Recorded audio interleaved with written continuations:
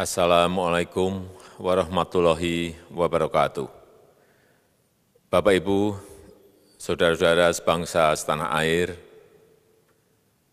pagi tadi saya telah memimpin rapat terbatas secara virtual tentang Undang-Undang Cipta Kerja bersama jajaran pemerintah dan para gubernur. Dalam undang-undang tersebut terdapat 11 klaster yang secara umum bertujuan untuk melakukan reformasi struktural dan mempercepat transformasi ekonomi. Adapun klaster tersebut adalah urusan penyederhanaan perizinan, urusan persyaratan investasi, urusan ketenagakerjaan, urusan pengadaan lahan, urusan kemudahan berusaha, urusan dukungan riset dan inovasi, urusan administrasi pemerintahan, urusan pengenaan sanksi, urusan kemudahan pemberdayaan dan perlindungan UMKM, urusan investasi dan proyek pemerintah, serta urusan kawasan ekonomi. Dalam rapat terbatas tersebut, saya tegaskan mengapa kita membutuhkan Undang-Undang Cipta Kerja. Pertama, setiap tahun ada sekitar 2,9 juta penduduk usia kerja baru, anak muda yang masuk ke pasar kerja, sehingga kebutuhan atas lapangan kerja baru sangat-sangat mendesak. Apalagi di tengah pandemi, terdapat kurang lebih 6,9 juta pengangguran dan 3,5 juta pekerja terdampak pandemi COVID-19. Dan sebanyak 87% dari total penduduk bekerja memiliki tingkat pendidikan setingkat SMA ke bawah, di mana 39% berpendidikan sekolah dasar. Sehingga perlu mendorong penciptaan lapangan kerja baru, khususnya di sektor padat karya. Jadi, Undang-Undang Cipta Kerja bertujuan untuk menyediakan lapangan kerja sebanyak-banyaknya bagi para pencari kerja serta para pengangguran. Kedua, dengan Undang-Undang Cipta Kerja akan memudahkan masyarakat, khususnya usaha mikro kecil, untuk membuka usaha baru. Regulasi yang tumpang tindih dan prosedur yang rumit dipangkas. Perizinan usaha untuk usaha mikro kecil UMK tidak diperlukan lagi, hanya pendaftaran saja. Sangat simpel. Pembentukan PT atau perseroan terbatas juga dipermudah. Tidak ada lagi pembatasan modal minimum. Pembentukan koperasi juga dipermudah. Jumlahnya hanya 9 orang saja. Koperasi sudah bisa dibentuk. Kita harapkan akan semakin banyak koperasi-koperasi di tanah air.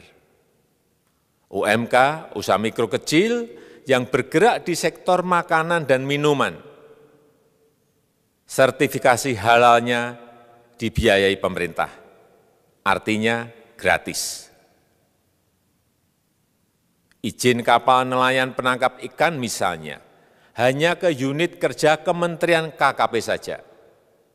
Kalau sebelumnya harus mengajukan ke Kementerian KKP, Kementerian Perhubungan, dan instansi-instansi yang lain. Sekarang ini cukup dari unit di Kementerian KKP saja.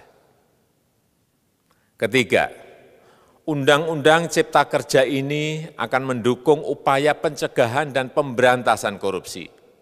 Ini jelas karena dengan menyederhanakan, dengan memotong, dengan mengintegrasikan ke dalam sistem perizinan secara elektronik, maka pungutan liar, pungli dapat dihilangkan. Namun, saya melihat adanya unjuk rasa penolakan Undang-Undang Cipta Kerja yang pada dasarnya dilatar belakangi oleh disinformasi mengenai substansi dari undang-undang ini dan hoax di media sosial. Saya ambil contoh, ada informasi yang menyebut tentang penghapusan UMP, upah minimum provinsi, UMK, upah minimum kota kabupaten, UMSP, upah minimum sektoral provinsi. Hal ini tidak benar, karena faktanya upah minimum regional, UMR, tetap ada. Ada juga yang menyebutkan bahwa upah minimum dihitung per jam. Ini juga tidak benar. Tidak ada perubahan dengan sistem yang sekarang. Upah bisa dihitung berdasarkan waktu dan berdasarkan hasil. Kemudian adanya kabar yang menyebutkan bahwa semua cuti sakit, cuti kawinan, cuti khitanan, cuti baptis, cuti kematian, cuti melahirkan, dihapuskan. Dan tidak ada kompensasinya. Saya tegaskan juga ini tidak benar. Hak cuti tetap ada dan dijamin. Kemudian apakah perusahaan bisa mem-PHK kapanpun secara sepihak? Ini juga tidak benar. Yang benar, perusahaan tidak bisa me-PHK secara sepihak. Kemudian juga pertanyaan mengenai benarkah jaminan sosial dan kesejahteraan lainnya hilang. Yang benar, jaminan sosial tetap ada. Yang juga sering diberitakan tidak benar adalah mengenai dihapusnya AMDAL, analisis mengenai dampak lingkungan. Itu juga tidak benar. AMDAL tetap ada. Bagi industri besar harus studi AMDAL yang ketat. Tetapi bagi UMKM lebih ditekankan pada pendampingan dan pengawasan. Ada juga berita mengenai Undang-Undang Cipta Kerja ini mendorong komersialisasi pendidikan. Ini juga tidak benar.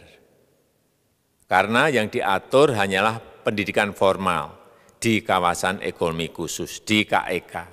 Sedangkan perizinan pendidikan tidak diatur di dalam Undang-Undang Cipta Kerja ini. Apalagi perizinan untuk pendidikan di pondok pesantren. Itu tidak diatur sama sekali dalam Undang-Undang Cipta Kerja ini.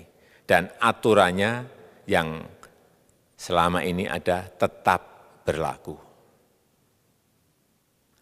Kemudian diberitakan bahwa keberadaan bank tanah. Bank tanah ini diperlukan untuk menjamin kepentingan umum, kepentingan sosial, kepentingan pembangunan nasional, pemerataan ekonomi, dan konsolidasi lahan serta reforma agraria. Ini sangat penting untuk menjamin akses masyarakat terhadap kepemilikan tanah, kepemilikan lahan, dan kita selama ini tidak memiliki bank tanah. Saya tegaskan juga bahwa Undang-Undang Cipta Kerja ini tidak melakukan resentralisasi kewenangan dari pemerintah daerah ke pemerintah pusat. Tidak ada. Perizinan berusaha dan pengawasannya tetap dilakukan oleh pemerintah daerah sesuai dengan NSPK, norma, standar, prosedur, dan kriteria yang ditetapkan pemerintah pusat. Ini agar dapat tercipta standar pelayanan yang baik di seluruh daerah. Dan penetapan NSPK ini dapat nanti akan diatur di dalam PP atau peraturan pemerintah. Selain itu, kewenangan perizinan untuk non-perizinan berusaha tetap ada di Pemda, sehingga tidak ada perubahan. Bahkan kita melakukan penyederhanaan, melakukan standarisasi jenis dan prosedur berusaha di daerah. Dan perizinan berusaha di daerah diberikan batas waktu. Ini yang penting di sini. Jadi ada service level of agreement. Permohonan perizinan dianggap disetujui bila batas waktu telah terlewati. Saya perlu tegaskan pula bahwa Undang-Undang Cipta Kerja ini memerlukan banyak sekali peraturan pemerintah atau PP dan peraturan presiden atau Perpres. Jadi setelah ini akan muncul PP dan Perpres yang akan kita selesaikan paling lambat 3 bulan setelah diundangkan. Kita pemerintah membuka dan mengundang masukan-masukan dari masyarakat dan masih terbuka usulan-usulan dan masukan dari daerah-daerah. Pemerintah berkeyakinan melalui Undang-Undang Cipta Kerja ini jutaan pekerja dapat memperbaiki kehidupannya dan juga penghidupan bagi keluarga mereka. Dan kalau masih ada, jika masih ada ketidakpuasan terhadap Undang-Undang Cipta Kerja ini, silahkan mengajukan uji materi atau judicial review melalui MK, Mahkamah Konstitusi. Sistem ketatanegaraan kita memang mengatakan seperti itu.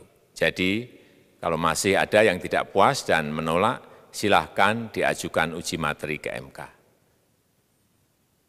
Saya rasa itu yang bisa saya sampaikan pada kesempatan yang baik ini. Terima kasih. Wassalamualaikum warahmatullahi wabarakatuh.